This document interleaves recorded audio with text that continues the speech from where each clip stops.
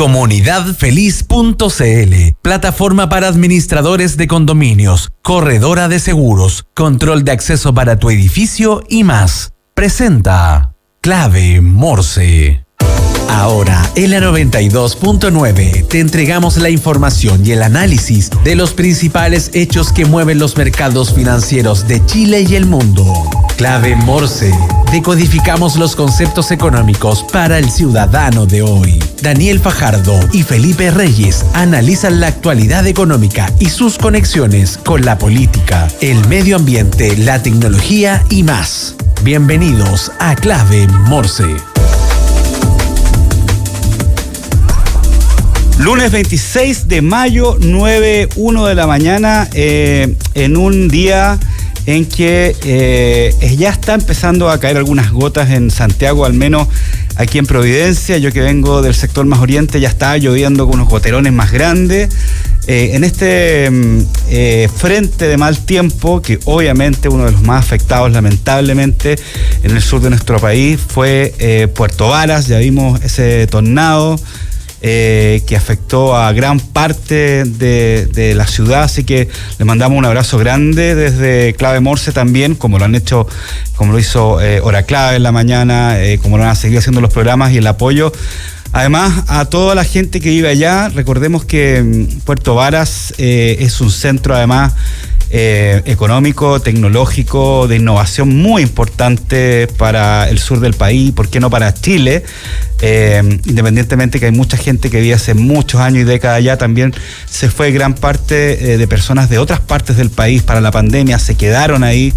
Es un ícono bastante importante del sur de Chile, así que un abrazo grande a los que están pasando muy mal, a los que han perdido muchas cosas y básicamente, aparte de las pérdidas, el shock también que significa ver este clima y cómo finalmente los techos, yo veía los videos hace un rato atrás y es bastante impresionante. Así que les mandamos un abrazo grande desde Clave Morse, este espacio donde decodificamos la economía, los negocios, decodificamos cómo funcionan las empresas, cómo está el desarrollo productivo de Chile, del mundo, las cosas que están pasando. Les recuerdo que nos pueden seguir en nuestras redes sociales, @Radio La Clave, con ese perfil en X en Instagram, también a través de LinkedIn, donde pueden comentar todas las publicaciones que vamos subiendo, los posteos, anunciando los entrevistados, mostrando también los entrevistados que ya estuvieron. En YouTube también pueden ver cada entrevista de Radio La Clave, todos los programas la pueden ver por separado on demand. En Spotify pueden disfrutar del programa Clave Morse todos los días y por supuesto escuchar la radio, la programación de la radio durante todo el día en la 92.9 frecuencia modulada. ¿Estás buscando una nueva administración para tu edificio? Entra a administradoreschile.cl, la base de datos de administradores de edificios y condominios más grande a lo largo del país. Están capacitados con el uso de la plataforma para administradores Comunidad Feliz y con conocimientos de la nueva ley de copropiedad 21.442. Entra a administradoreschile.cl, llena el formulario y te enviaremos gratis 3 opciones de administradores de edificios para que tú elijas la que más te acomoda. Una comunidad bien administrada es una comunidad feliz. Conoce Bendito Residuo, es un emprendimiento que nace desde la necesidad de generar un cambio cultural y una transformación integral en el retiro y manejo de nuestros residuos. Son una empresa que genera un motor de cambio, conciencia y responsabilidad social. Conoce más en www.benditoresiduo.cl. En Clave Morse te informamos cómo parten los mercados. Indicadores económicos del día. A ver, yo creo que si vemos los indicadores del día de forma general, claro, vemos que el dólar y el euro está bajando con respecto a lo que es la semana pasada.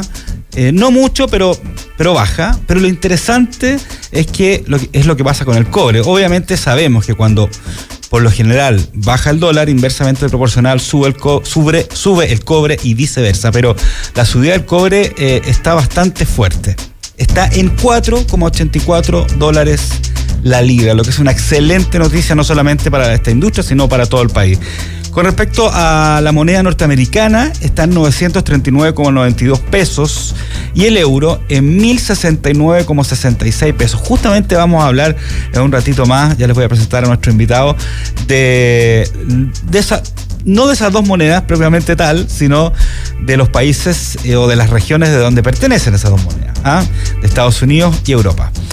La UEF, 39.176,82 pesos. Los petróleos siguen bajando, increíble. El WTI, 69,43 dólares el barril y el Brent, 64,08 dólares el barril. Las noticias que debes saber. Titulares en Clave Morse. Allende la cordillera, el gobierno argentino lanzó un plan de reparación histórica de los ahorros. ¿Qué significa esto? Bueno, es una ambiciosa reforma que elimina décadas de control tributario sobre los ciudadanos, según dijo el gobierno de Milei.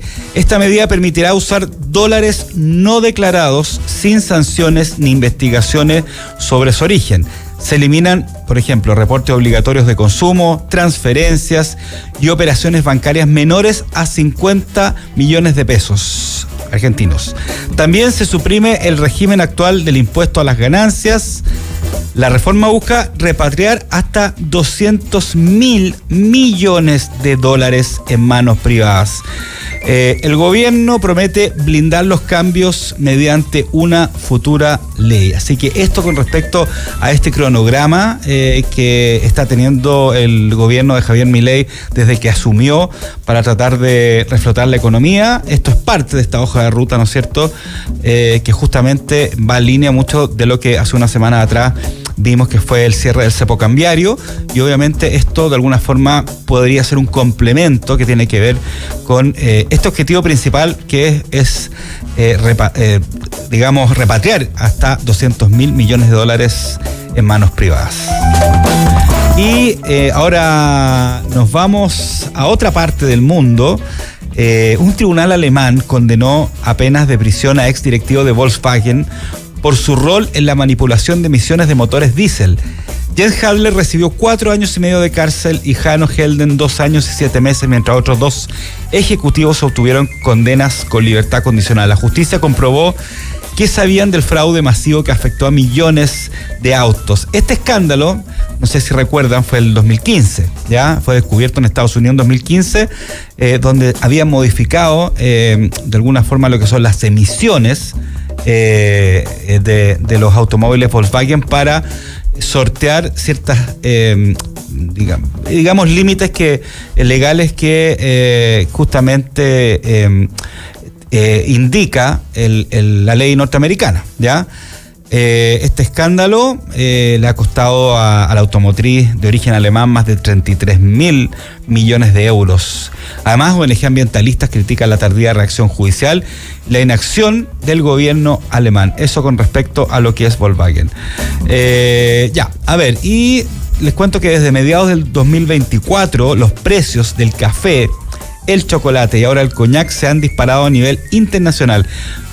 Fenómenos climáticos, por ejemplo, como sequía, olas de calor, inundaciones, que han afectado las cosechas en países claves como Brasil, Vietnam e Indonesia, son parte de los argumentos de por qué han subido estos productos. Obviamente el coñac es algo que no es tan masivo, pero el café y el chocolate sí. A esto se suma una mayor demanda global y exigencias de sostenibilidad que encarecen el producto final.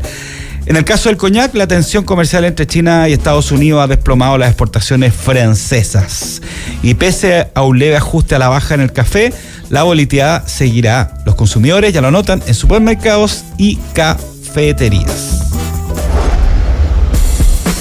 Ya estamos en el estudio de Radio La Clave con nuestro primer entrevistado de este día lunes, con don Alejandro Ursúa, analista económico de la Universidad Andrés Bello y la consultora Open BBK. ¿Está bien, Open BBK? Perfecto, Daniel.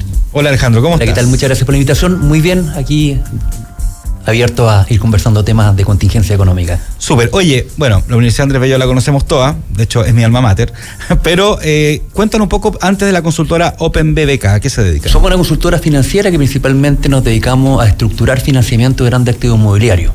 Lo que hacemos es tratar de optimizar, ¿no es cierto?, las condiciones crediticias de grandes empresas, y esto hace, ¿no es cierto?, que vayamos estresando condiciones comerciales de manera que nuestros clientes tengan mejores condiciones de crédito. Súper, perfecto. Ya, el tema que vamos justamente a hablar con Alejandro tiene que ver con lo que está pasando a nivel internacional, ¿no es cierto? La verdad es que cuando nosotros lo contactamos, Alejandro, la semana pasada, le pedimos venir a hablar un poco de esta amenaza que había hecho Donald Trump a Europa de subirle los aranceles en un 50%, obviamente dejando de lado lo que es Inglaterra, porque ya tuvieron un acuerdo con ellos. Inglaterra no es parte de la Comunidad Europea, recuerden, después del Brexit, pero además que uno de los principales socios de Estados Unidos. Y en estas últimas horas, Donald Trump, digamos, anunció de que iba a reactivar esta guerra comercial con la Unión Europea. No hablemos de guerra comercial, porque la guerra comercial es con China en realidad, pero que finalmente iba a ponerles aranceles a Europa. A ver, Alejandro, primero, ¿cómo tenemos que leer esto? Este cambio de opinión en una semana, dentro, obviamente, del contexto que sabemos todos, más que quién es Donald Trump, la estrategia que tiene Donald Trump. Yo creo que efectivamente el presidente Trump hay que tratar de enfocarlo en su globalidad, ¿no? Es una persona compleja y que obviamente vemos que la sensación que tenemos en el mundo económico es que no apunta sin hilo, o sea, siempre hay una segunda intención. Hay que recordar que también durante la semana pasada, cuando efectivamente el presidente Trump dijo las cosas no están avanzando como esperábamos que avanzáramos en Estados Unidos con respecto a la relación comercial con la zona Europa, con la zona euro, pero se nos está quedando de lado un tema no menor que esta tensión geopolítica que ha pasado, ¿no es cierto?, entre el conflicto bélico entre Ucrania y Rusia, ¿no es cierto?, claro, en donde el presidente Trump se ha puesto de alguna manera como intermediario. Hay que recordar que cuando asume la presidencia dice que él va a intervenir para que se acabe la guerra entre Ucrania y Rusia, y también va a intervenir para solucionar el conflicto, ¿no es cierto?, de Gaza, en la zona de Gaza. Entonces, y no hemos visto, ¿no es cierto?, cómo ha ido incrementando, ¿no es cierto?, esta presencia. Y también hemos visto como el presidente Putin, por otro lado, en Rusia, también ha hecho como caso omiso a esta junta o estos intentos de tregua. Sí, claro. Y de hecho hubo un gran bombardeo la semana pasada, ¿no es cierto?, a territorio ucraniano, y inclusive hubo respuestas del presidente Macron de Francia que decía, ojo, que al parecer el presidente Trump se dio cuenta que el presidente Putin le estaba mintiendo. Entonces, esto también genera esta respuesta. Yo creo que hoy día, recapitulando un poco este tema, Daniel, yo diría que hoy día también el presidente Trump está ocupando como un argumento político más, ¿no es cierto?, las instancias de aranceles comerciales o las guerras comerciales que de alguna manera está planteando desarrollarle al mundo. Y eso de alguna manera es, hablaste mal de mí, hablaste mal de mi proceso, bueno, entonces automáticamente también yo te puedo amenazar con estos nuevos aranceles, con esta guerra arancelaria que yo te había dicho que era de un 50%, claro, y como soy bueno y soy flexible y soy bondadoso, lo voy a aplazar, lo voy a dejar en statu quo. Entonces, nosotros cuando nos remontamos ¿no es cierto?, a abril de este año, cuando efectivamente se implementa estos aranceles, pasaron de ser una amenaza en la realidad en los mercados mundiales.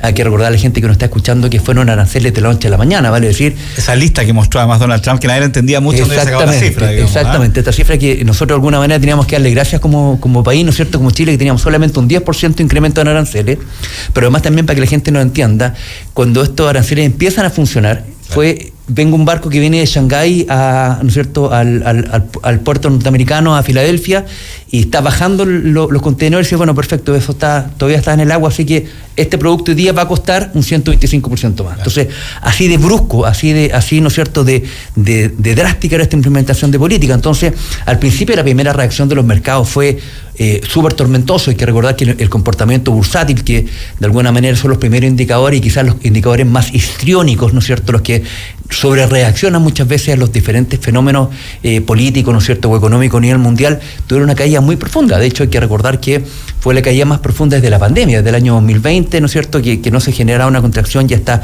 esta escalada, ¿no es cierto?, de la gente que dejaba de apostar en el rendimiento económico mundial, ¿no es cierto?, y tomaba sus divisas, las vendía, estas acciones, sacaba sus posiciones y las llevaba, ¿no es cierto?, a algunas herramientas de resguardo que llamamos técnicamente en ¿no es cierto?, el mundo económico, como es, ¿no es cierto?, el oro, ¿no es cierto?, el dólar, el franco suizo u otra, ¿no es cierto?, de alguna manera, para que la gente nos entienda, yo estoy apostando en ciertas cosas y cuando veo que la mano no viene buena, yo guardo, ¿no es cierto?, mi dinero en este malecón, que son esta suerte, ¿no es cierto?, de instrumentos que, si bien no generan grandes niveles de ganancias, sí me permiten proteger mi patrimonio, y un poco lo que pasó, ¿no es cierto?, en abril de este año con la implementación de estos procesos.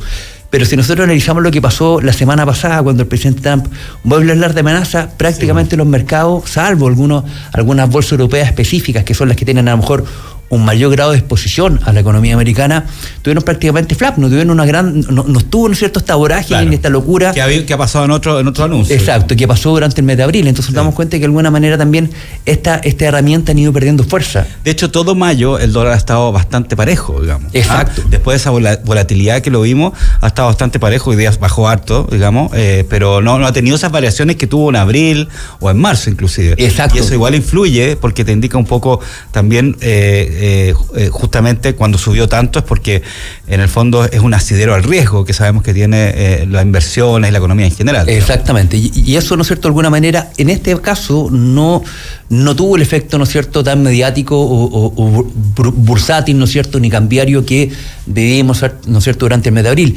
Y hay que recordar además que la economía, la zona euro, es la tercera economía mundial más grande, sí, ¿no es cierto? Tenemos China y Estados Unidos que están, ¿cierto?, peleando el primer lugar, que es lo que gatilla toda esta guerra. El presidente Trump, ¿no sé?, de alguna manera está haciendo todos los esfuerzos para que la economía americana siga siendo la líder de la industria, la líder del mundo. Hay que recordar a la gente que nos escucha, haciendo un poco de historia, que la gran ganancia que tuvo Estados Unidos post Segunda Guerra Mundial fue que el dólar quedó con la principal divisa de intercambio internacional. Entonces son los dueños de la moneda con la cual se transaba importantemente en el mundo todas las operaciones.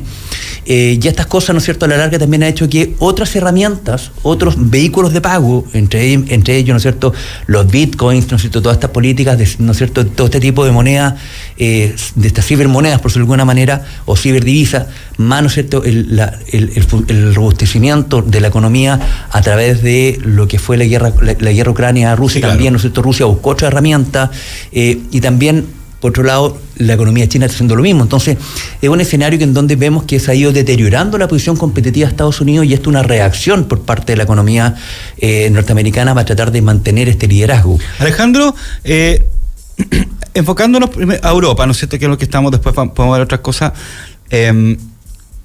Bueno, a ver, ¿cómo de alguna forma estas señales, voy a hablar, porque no sé ya... Uno no sabe qué va a salir mañana Trump. Vamos al tema europeo, ¿no es cierto? ¿Cómo estas señales influyen finalmente en la industria y en la economía europea? Principalmente una que tiene a Estados Unidos como un exportador muy importante. Claro, uno podría hablar de los vinos, por ejemplo. ¿Te acuerdas que en un momento dijo que le iba a poner 200% al vino francés?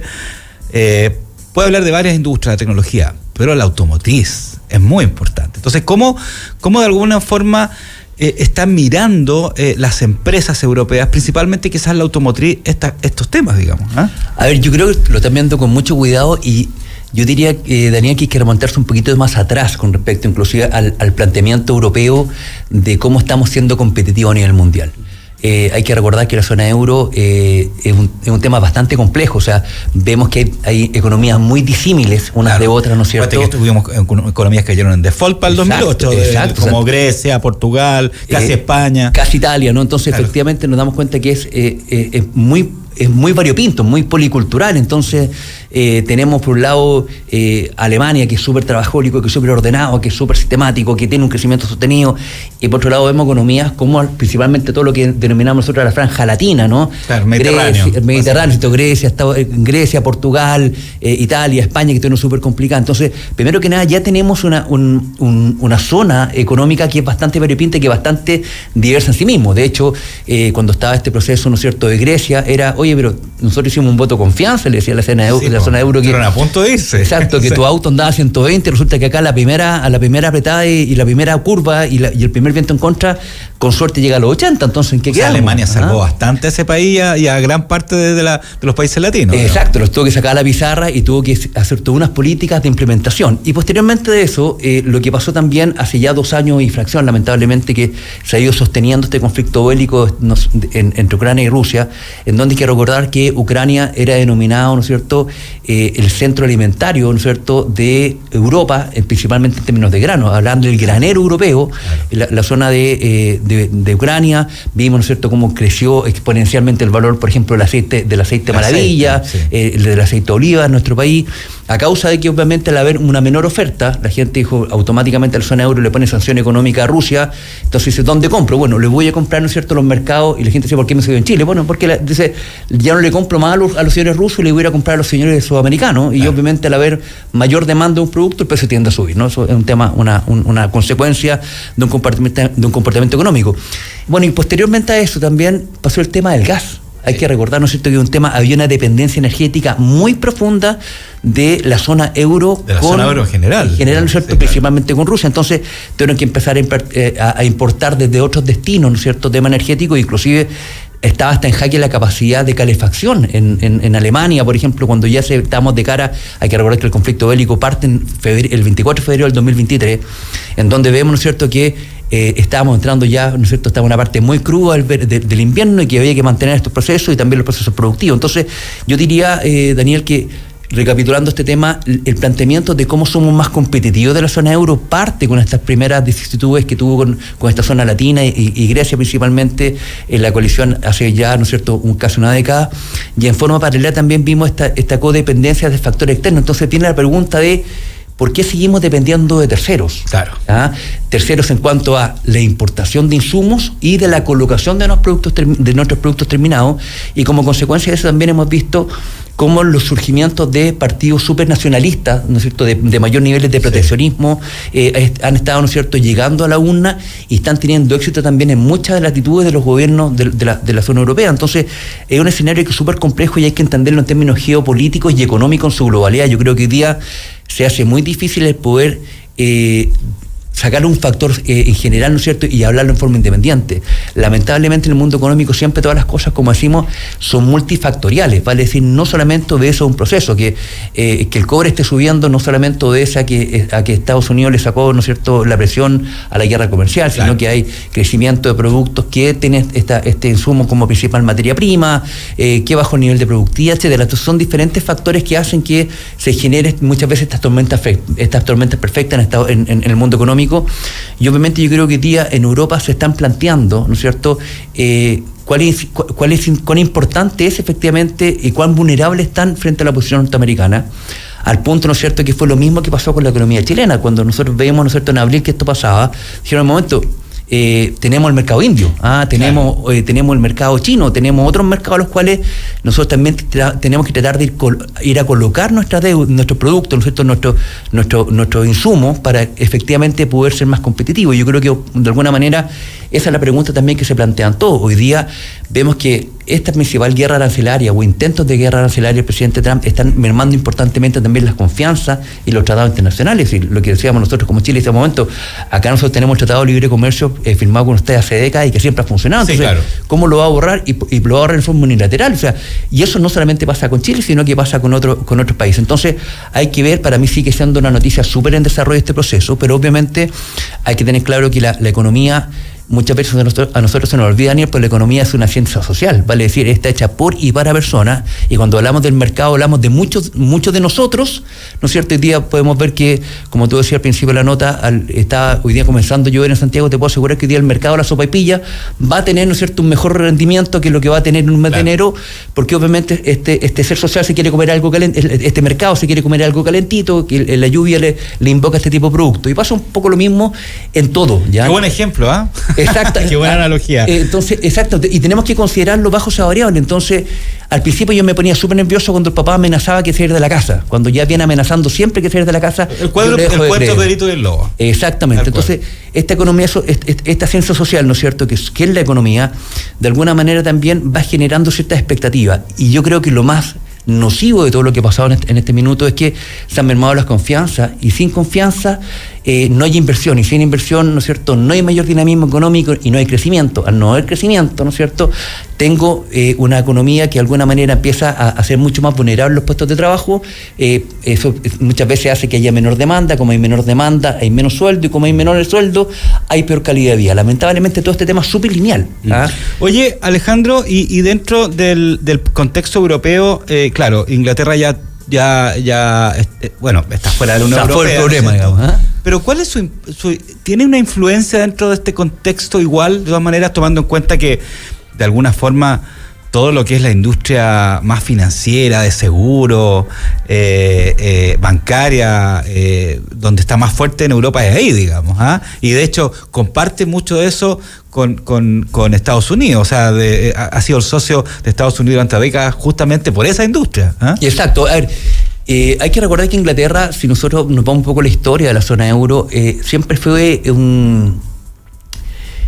un amigo, pero como que estaba invitado, no al matrimonio, sino que llegaba después, ¿no es cierto? Llegaba después de la cena. Claro.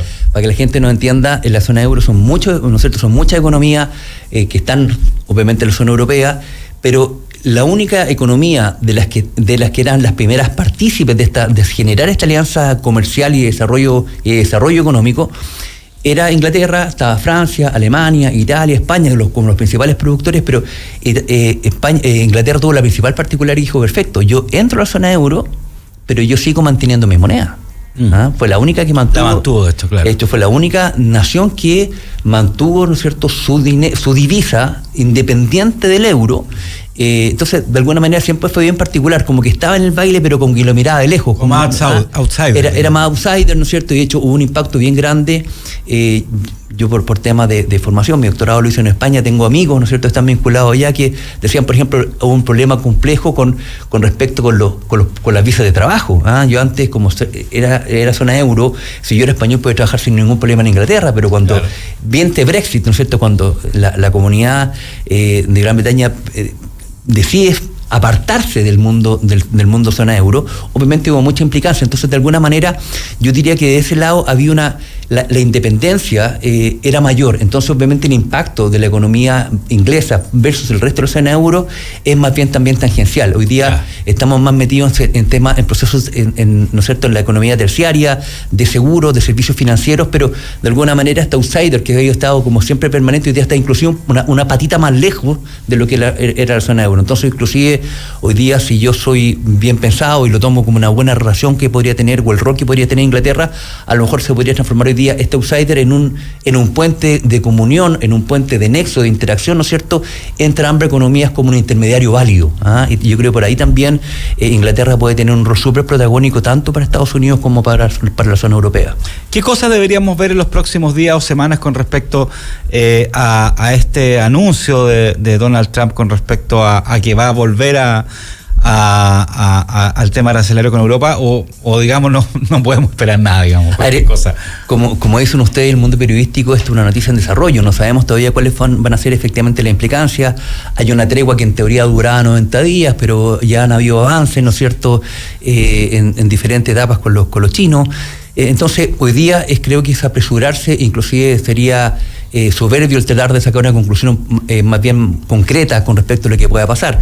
Pero sí hay que estar atentos. Yo creo que lamentablemente lo que sí queda es que se han ido minando las confianzas, se han ido minando, ¿no es cierto? Y esta confianza involucra desde una relación comercial en donde yo tenía un socio que me apañaba en todos los procesos a mirarnos con desconfianza, ¿no es cierto?, a entender que muchas veces a lo mejor el nacionalismo significa a lo mejor crecer un poco menos, con menos competitividad, pero más seguro.